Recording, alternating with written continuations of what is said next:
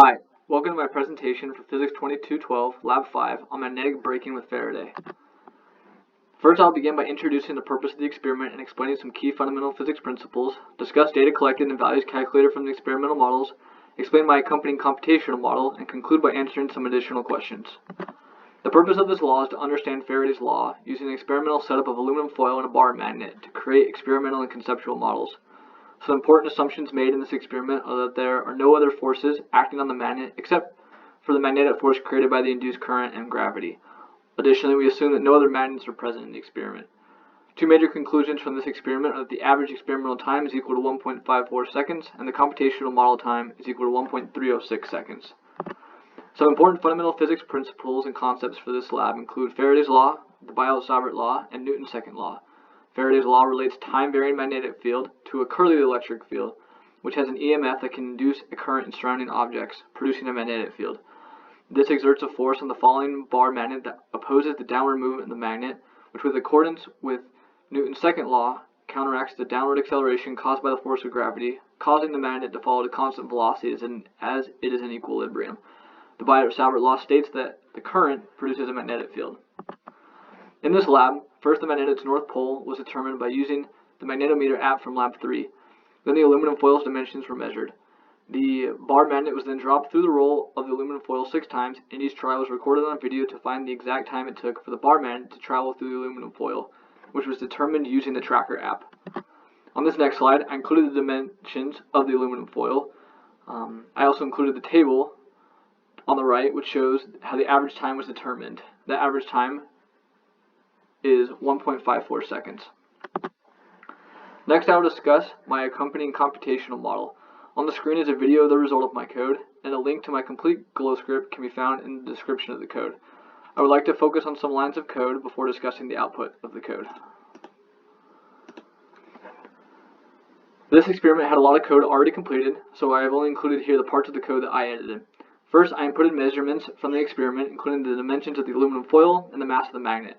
The inputs for mu mag in the third section displayed here, which contribute to a function for the magnetic field of the bar magnet, are taken from the previous Lab 3 for this class.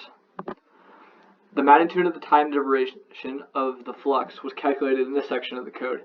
The expression for the magnetic field was used as well, but was altered to fit the parameters of this experiment, which is why we have to use the equation for the magnitude of the time derivative of the flux.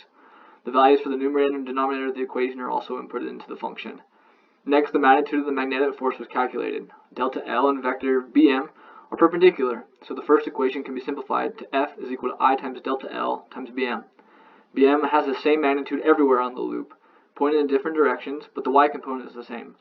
Using the properties of angles, sine of theta was found, and only the y component of the force is considered.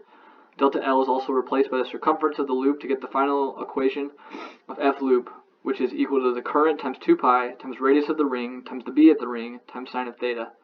The net force on the magnet is also shown, which is the sum of the magnetic and gravitational forces. Finally, Newton's second law of force is equal to mass times acceleration was incorporated to create an equation for the changing velocity of the bar magnet. This is then used for the equation for the changing position of the bar magnet. Now I will reflect on the computational model and interpret the simulation. The intensity of the coloring of the tube indicates the magnitude of current flowing through each ring. Red and blue indicate current flowing in opposite directions. As viewed from above, the blue corresponds to counterclockwise current, and red is the current in the clockwise direction. This can be determined because the change in magnetic flux increases in the negative y direction, the direction the magnet falls. The counterclockwise and blue current resist this change and creates the upward magnetic force. If the magnet were flipped around, it would still fall downward, but the magnetic flux then would decrease in the negative y direction, and the induced current would then be in the opposite direction, clockwise, to counteract the flux. The total time in tube of the computational model is slightly smaller than that of the average experimental time. This could be due to errors in the setup of the experiment with how the magnet was dropped, or the fact that the magnet wasn't exactly what was depicted in the code, as the magnet was slightly bigger. Moreover, the computational model does not account for air resistance, which could be added to make it more accurate. The shape of the velocity versus time plot shows that between about 0.1 and 1.3 seconds, the forces are equal and opposite because there is a constant velocity, meaning the acceleration, and thus the net force, on the magnet equals 0. In conclusion, again we can see that the average experimental time is 1.54 seconds and the computational model time is 1.306 seconds.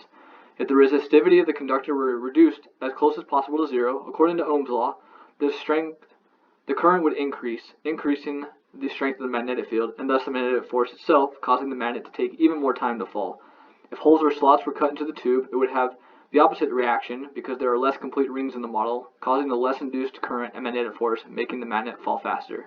Thank you for watching.